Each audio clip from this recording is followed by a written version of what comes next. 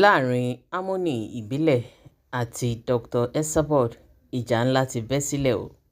Gbogbo wa la mọ̀ wípé ní gbogbo ìgbà ó ní Dr. Esabod máa ń sọ ní orí show wọn wípé ẹnikẹ́ni tí ò bá gbé advert wá sí ọ̀dọ̀ wọn kó rí i dájú wípé òun ò kí ń ṣe olè, bẹ́ẹ̀ sì ni ọwọ́ òun mọ́, nítorí wípé bí àwọn ṣe gbèrú ẹni bẹ́ẹ̀ sókè bẹ́ẹ̀ làwọn ò ṣe jàǹdí rẹ̀ mọ́lẹ̀ nígbà tí àwọn bá rí kọ́lọ́fì kankan nínú ọ̀rọ̀ wọn. Ẹ̀yin tèmi, lọ́wọ́lọ́wọ́ báyìí harmony ìbílẹ̀ mama Esabod wọ́n ti jà án mọ́lẹ̀ o, wọ́n ti jẹ́ ká mọ̀ wípé olè ni. Eléyìí mọ̀ gbẹnu tán ó tún wá lẹ́tìkẹ́. Ṣé ká wá sọ wípé Dr. Esabod wọ́n ti ká nǹkan kan mọ́ harmony ìbílẹ̀ lọ́wọ́ ni tí gbogbo ẹ̀ fi wá dojúrú báyìí? Eléyìí lágbára o. Lọ́wọ́lọ́wọ́ báyìí àwọn méjèèjì wọ́n ti ń kó fúnra wọn gbàgbós. harmony ìbílẹ̀ náà òun náà ti jáde láti wá fún mama Esabod lésì o. Ẹ̀yin tèmi, eléyìí mọ̀ gbẹnu tán. Bí màmá ṣe ń jáde bẹ́ẹ̀ náà ni ìbílẹ̀ òun náà ti jáde. Ọ̀rọ̀ tí ìbílẹ̀ sọ yìí ó lágbára, ó lẹ́tìkẹ́.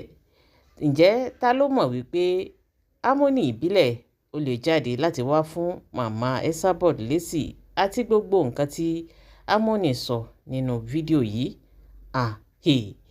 Eléyìí lágbára o. Ẹ̀yin tèmi, ẹ jẹ́ ká jọ gbọ́ nǹkan tí harmony ìbílẹ̀ èyí tó sọ nínú fídíò rẹ̀ láti fi dá mama Esabod lóhùn.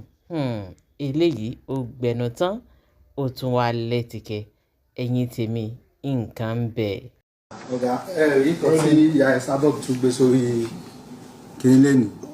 Ilé wo ló ń jẹ́ Esabod? Kìnní ìyá ọlọ́bọ̀ tó ti lọ láti jọ́ tó ti pẹ́ tó jẹ́. Ok, kìnní àwọn ayé assassin ìgbà yẹn àti kìnní wanted tí àwọn ajangbalẹ̀núṣẹ́ ọlọ́pàá ṣe ń gbà yẹn. But ọ̀tún ẹ̀yin fúnra yín iṣẹ́ yín fúnra yín nígbésí ayé báwo lẹ ṣe rí kìnní yìí? Àwọn táyé wọn ti bàjẹ́ ló máa lọ jókòó sórí ẹnìkan tó ń pè Esabod. Wèrè alákìísà nìyẹn, ó ti doní kóbokòbo ayé àtàwọn Black Rose náà jọ ń ṣe léyìí. Kò dẹ̀ nítumọ̀, kò nítumọ̀, eléyìí ò ní nǹkan kan ṣe. Àkọ́kọ́ ń bẹ̀, mo wà bí tí mò ń jọba, Ọlọ́run ló ṣe mí lọ́ba, èmi lọ́lọ́run gbé gbogbo ilé ìkalẹ̀ fún. So báwo lọ́lọ́run ṣe fẹ́ ṣe léyìí fún mi tí wọn ò ní bú mi? Wọ́n gbọ́dọ̀ bú mi and ebúdọ́lá lórí kì mi. Tọ́wọ́dẹ̀ ti bẹ̀rẹ̀ ariwo wọn bẹ́ẹ̀ yẹn, ẹ̀ẹ̀kan tó rí pé ó tún máa kọ̀ sí ni. So nínú oṣù yìí nìkan mo tún ti gbé mọ́tò tó tún wọ́n ti 1 billion sídì àtàwọn ilé tó wà nílẹ̀. So mo ń ralẹ̀, mo ń kọ́lé rẹpẹtẹ. Láàárín ọdún kan mo ti kọ́ 500 ilé. Oṣù kẹfà tó máa pọ́dún kan ó gbọ́dọ̀ pé 1000. So adábo wa ni wèrè tó ń pè ní wèrè alákìísà. Ẹ̀rí páyé ìyá yẹn ti bàjẹ́ ni. Ìyá òfò tó bú ọ ní onítọ̀ níjọba, ó bú Tinubu di pírẹsidẹ́ǹtì. Ta ni ìyá òfò yóò ti bú? Ó bú Wasiu Ayinde àbájáyé lọ nínú rọrùn àti dùnnú. Ẹni táyé ẹ ti bàjẹ́. Ẹni tí ò bá sí Nàìjíríà ẹ má máa bá wọn rojọ́. Ẹni tí ò ní gbèsè ayé, ìyá òfò tó yẹ pé blackmail ló máa fi wá jẹ́ kó máa bóun sọ̀rọ̀ tó máa fi gbowó lọ́wọ́ ẹ̀. Tó bá ti fún mọ́ kó lọ́dọ̀ tún papọ̀ mọ́sí, ó máa lóhun polówó ẹ̀, ó lóhun polówó ọjà mi ń bí. Ṣe ló bọ́ sórí íńtánẹ́ẹ̀tì tó ní ìbílẹ̀ máa yìnbọn ní gbogbo yín ni. Ẹ ti mọ̀ pọ́n sanwó fún yẹn pé kó lọ bọjà mi jẹ́ ni.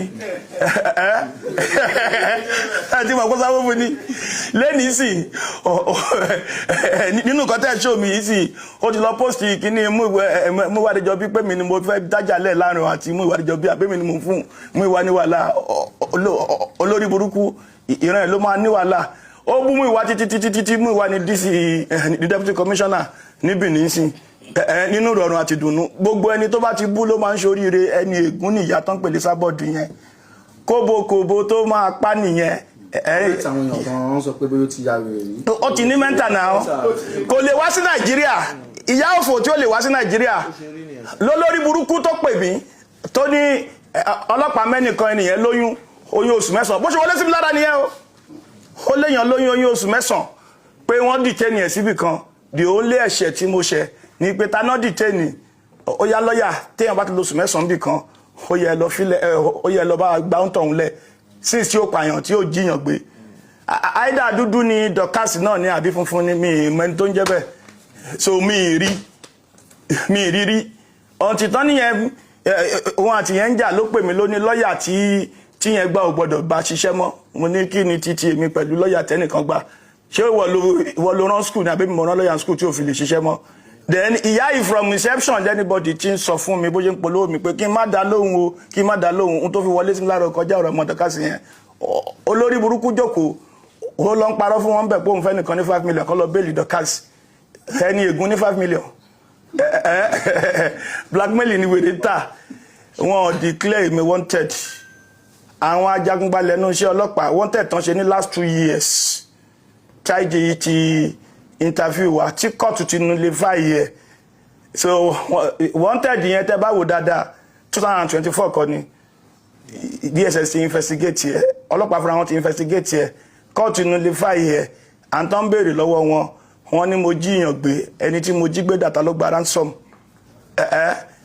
níbẹ̀ wọ́n ní mo pààyàn ẹni tó kú dà olórí burúkú ń ṣò táwọn ẹ̀ṣẹ̀ ọlọ́bọ̀ àti tọ́pàsì tí kóòtù tún ṣe declare wanted lórí the same matter láwọn tó jẹ́wọ́ sínú ìwé páwọn fẹ́ wá pa mí ni wọ́n fáwọn lówó káwọn wá pa mí ni yà ó máa ṣẹlẹ̀ bẹ́ẹ̀ eléyìí tán ṣe bẹ̀rẹ̀ yìí máa ṣẹlẹ̀ bẹ́ẹ̀ wọ́n rí recently as an advocate of anti-land grabbing mo look into Ahmed issue mo exercise the right mi as ọmọ Nàìjíríà pé look issue yìí kó má dọ̀tí ọlọ́pàá because IG tó ṣe wáyé innocent IG ni ìyẹn ò mọ nǹkankan kí issue yìí má dọ̀tí Anthony General lẹ́kọ̀ọ́ tán bá ń sọ wípé ọ̀rọ̀ kan ṣẹlẹ̀ kíní kan ṣẹlẹ̀ ẹnìkan pààyàn táwọn kan ní kò pààyàn tán tẹ̀ ti chájì ẹnìkan lábẹ́ òfin ṣé AG Lagos State ṣé ó ní ẹ̀tọ́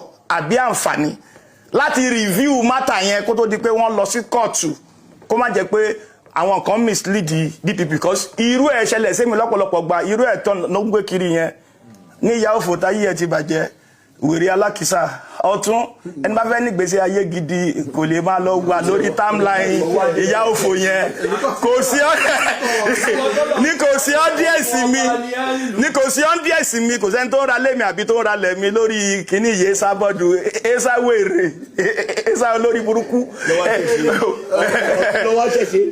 lórí burúkú wà nínú yàrá kan nínú 2 bedroom ó wà nínú 1 bedroom tí ò rówó san ní Dublin tí ò lè jáde kó wá sí Nàìjíríà ó ń bú èmi ọlọ́lá èmi láńlọ́ọ̀dù nínú Èkó èmi láńlọ́ọ̀dù ní Dublin tí wèrè ń gbé yẹn èmi láńlọ́ọ̀dù UK èmi láńlọ́ọ̀dù ní Dubai ó jẹ́ kó síbẹ̀ alhamdulilayi rabbi alamin kò tí ì sí bó ṣe lè tó àtòwọn àtàwọn tó ràn àrọmọdọ́mọ mi ò lè tálíkà bíi tiwọn èmi dẹ̀ níran olórí burúkú ni ò níran sọ̀pọ̀nà pa wọn ṣe wá rí ẹ̀yin tẹ́ ń lọ bá wọn kọ́mẹ̀tì orí burúkú síbẹ̀ ìwọ tó bá rò tọ́ tó sọ wèrèwèrè ní tiẹ̀ náà máa padà parẹ́ sí ṣọláṣẹ Èdùmàrè so wá rí ìwọ tó lọ jókòó síbì kan tó gbókùnkùn tó ń tafà símọ́lẹ̀ alalala gbogbo ẹni tàná àti lò wọ́n mọ́gbà a máa tún lò wọ́n náà mọ́gbà ni so mo jókòó sínú ọgbà mi ń bí o nínú ọlá àti dùnú Yáwàsíù lọ́bọ lọ́hùn mi ó fàyè gbà mí mo dolówó Yáwàsíù lọ́bọ lọ́hùn mi ó fàyè gbà mí mo dọlọ́lá Yáwàsíù lọ́bọ lọ́hùn mi gbogbo tọ́lọ́hun ṣe fún yàn lọ́lọ́hun ṣe fún mi mo bímọ rọrùn mo bá kọ mo bá bo àwọn ọmọ mi dó rọrùn àlàáfíà ni kò má gbà lára wọn so nínú ọlọ́lá ni mo wà mi ìdẹ̀ ṣe bí rí àfi tí n bá gba 1 plot ẹnìkan rí lókù tí n bá ti gba 1 plot ẹnìkan rí àwàdà lélẹ́yìí tó kù ẹ̀yin tẹ́ lọ gbàyé sábọ̀dù ọjà òkúta lẹ́gbà ẹ̀kọ́ àṣedànù alálàńlálá extortion with blackmailing ìyá òfò alábẹ́dìpẹ̀ta ayé yín ò ní bàjẹ́ bí ayé sábọ̀dù o assalamu alaikum.